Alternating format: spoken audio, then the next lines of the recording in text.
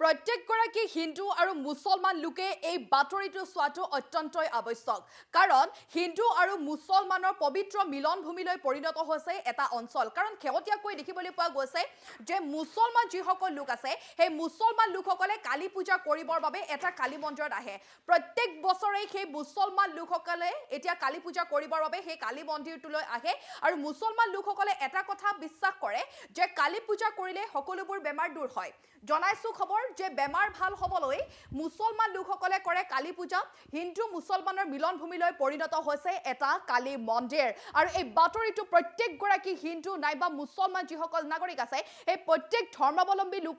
লোকসকলে এই বাতৰিটো চোৱাটো অত্যন্তই আৱশ্যক কাৰণ এই মুছলমান যিসকল লোক আছে এই মুছলমান লোকসকলে ধূপ নৈবেদ্য লৈ আহে মা কালীক পূজা কৰিবৰ বাবে আৰু এই মুছলমান লোকসকলে এটা কথা বিশ্বাস কৰে যে কালী পূজা কৰিলে বেমাৰ আজাৰ নাইকিয়া হয় নাইবা অভাৱ অনাটন দূৰ হয় এনেদৰে দেখিবলৈ পোৱা গৈছে বিভিন্ন প্ৰান্তৰ পৰা আহিছে এই সকল মুছলমান লোক তাত হিন্দু লোকো আছে কিন্তু যথেষ্ট সংখ্যক মুছলমান লোকে এই মন্দিৰটোত ভিৰ কৰে আৰু তেওঁলোকে ধূপ নৈবেদ্যৰে পূজা অৰ্চনা কৰে বুলি জানিব পৰা গৈছে কিয়নো কোৱা হয় যে মুছলমান লোকসকলে মছজিদত যাই তেওঁলোকে আল্লাহৰ ওচৰত দোৱা মাগে কিন্তু শেহতীয়াকৈ দেখিবলৈ পোৱা গৈছে এটা বিপৰীত ছবি কাৰণ এইবাৰ মুছলমান লোকসকলে এইবাৰ ধূপ নৈবেদ্য লৈ আহিছে আৰু কালীমাৰ ওচৰত এনেদৰে পূজা অৰ্চনা কৰা পৰিলক্ষিত হৈছে আৰু সম্প্ৰতি এই কালী পূজাখনক লৈ ব্যাপক চৰ্চা চৌদিশে আমি জনাইছো কি ফেচবুক কি সকলোতে ইতিমধ্যে এই কালী পূজাখনক লৈ ইতিমধ্যে দেখিবলৈ পোৱা গৈছে ব্যাপক চৰ্চা লাভ কৰা পৰিলক্ষিত হৈছে জনাইছো বেমাৰ ভাল হবলৈ মুছলমান লোকসকলে কৰে কালী পূজা হিন্দু লোকৰ সৈতে কালী পূজা কৰিছে এয়া মুছলমান লোকসকলে আমি দৃশ্যাংশ দেখাম তাৰ পূৰ্বে আমি জনাইছো ক'ত এই আসলতে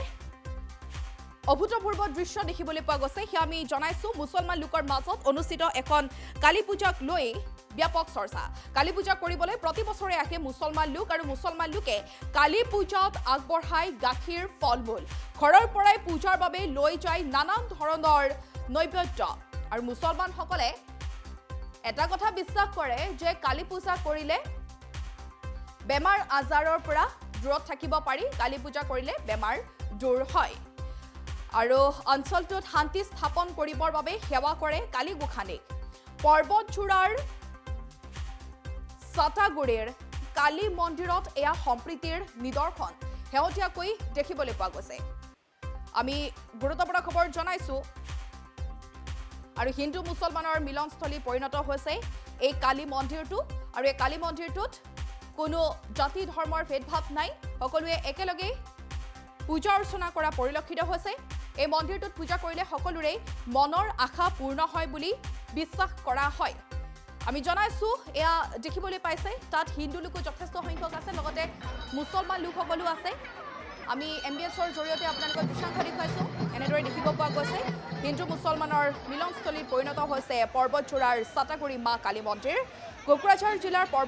পৰ্বতচূড়া ১৭ নম্বৰ ৰাষ্ট্ৰীয় ঘাইপথৰ কাষতেই অৱস্থিত সাতাগুৰি শ্ৰী শ্ৰী মা কালী মন্দিৰৰ ৪৩তম বাৰ্ষিক পূজাত ইতিমধ্যে দেখিবলৈ পোৱা গৈছে হিন্দু আৰু মুছলমানৰ এক সম্প্ৰীতিৰ নিদৰ্শন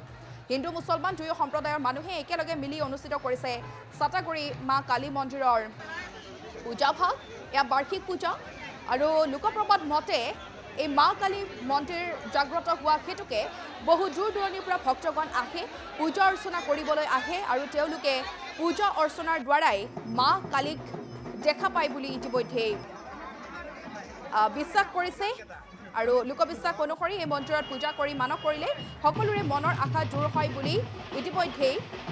কোৱা হয় প্ৰবাদ আছে লোকপ্ৰবাদ আছে আৰু এনেদৰেই হিন্দু আৰু মুছলমানৰ পবিত্ৰ মিলনস্থলীত পৰিণত হৈছে এই মা কালী মা মন্দিৰ আৰু বেমাৰ ভাল হ'বলৈ সকলোৱে পূজা অৰ্চনা কৰে এই কালী মন্দিৰত অকল মুছলমান লোক বুলি ক'লে ভুল হ'ব হিন্দু লোকো তাত উপস্থিত আছে নাইবা অন্য যি ধৰ্মাৱলম্বী লোক আছে সেই লোকসকলো তাত উপস্থিত আছে আৰু কালী পূজা কৰিবৰ বাবে প্ৰত্যেক বছৰে এনেদৰে ভিৰ কৰেহি বহু দূৰ দূৰণিৰ ভক্তই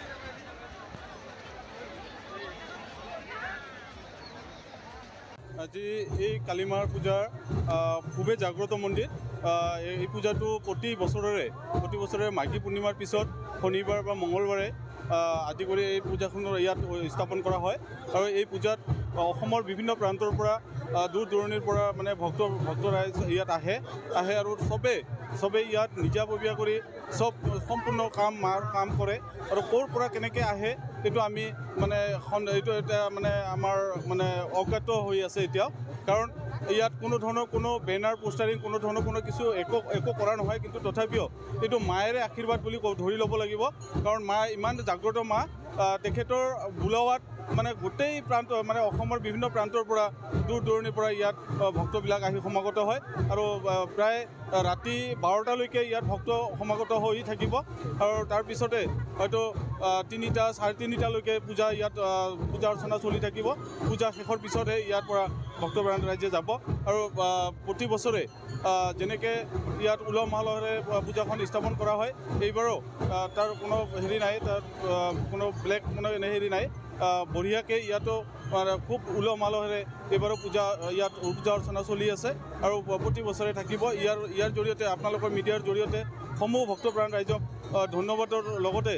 তেখেতসকলে যাতে এই মাৰ পূজা মন্দিৰখন যাতে আৰু জাকত জমক কৰিব পাৰি ইয়াৰ কাৰণে যাতে সকলোৱে সহযোগিতা আগবঢ়ায় ইয়াৰ কাৰণে মই আপোনালোকৰ জৰিয়তে আহ্বান জনাইছোঁ হয় এই চাটাগুৰিৰ যে কালী পূজা ইয়াৰ এটা বিশেষত্ব হৈছে ইয়াত সম্প্ৰীতিৰ এখন মিলনস্থলী এই মুহূৰ্তত আমি দেখা পাইছোঁ ইয়াত এইবাৰ 43 বছৰৰ এই বছৰেকীয়া পূজা ভৰি দিছে বছৰেকীয়া পূজা 43 বছৰ যদিও এখন পুৰণি মন্দিৰ বহু প্ৰাচীন কালৰ পৰা ইয়াত পূজা কালী পূজা হৈ আছে কিন্তু এই যে আড়ম্বৰভাৱে যিটো বাৰ্ষিক পূজা এইবাৰ 43 বছৰ ভৰি দিছে আৰু এই গোটেই পূজাৰ যে সমন্বয়ৰ ক্ষেত্ৰত বা পূজাখন নিয়াৰিকৈ পৰিচালনা কৰাৰ ক্ষেত্ৰত যিখন কমিটি আচলতে তৈয়াৰ কৰা হয় তাত হিন্দু মুছলমান সকলোৱে আছে কাৰণ যিখিনি অঞ্চলত এই কালী পূজাটো অনুষ্ঠিত হয় তাৰ গোটেই ওচৰে পাজৰে যিখিনি মানুহ আছে সেইখিনি মুছলমান সম্প্ৰদায়ৰ কিন্তু এই পূজা আচলতে কেৱল মাত্ৰ বছৰেকীয়া পূজা নহয় গোটেই দিনটোৰ গোটেই বছৰজোৰা যি পূজা সেই পূজা কিন্তু নিয়াৰিকৈ লৈ যোৱাৰ ক্ষেত্ৰত তেওঁলোকৰ এটা বিশেষ ভূমিকা থাকে আৰু সেইকাৰণে আমি এটা ক'ব পাৰোঁ যে চাটাগুৰিৰ এই কালী পূজা এটা সমন্বয়ৰ প্ৰতীক এই আজিৰ দিনত এই অশান্ত দিনত এটা সমন্বয়ৰ প্ৰতীক আৰু আজিৰ দিনটোত কিন্তু সমগ্ৰ ৰাজ্যবাসী সমগ্ৰ দেশবাসীলৈ এই পূজাই এটা বিশেষ বাৰ্তা কঢ়িয়াই লৈ আহিছে আপুনি আজি দেখা পোৱা কথা নহয় মুছলিম মানুহ ইয়াত সদায় পূজিত হয় প্ৰতিদিনেই ইয়াত আহে আৰু আজি বিশেষ দিনটোত যথেষ্ট সংখ্যক মুছলিম মানুহ ইয়াত আহি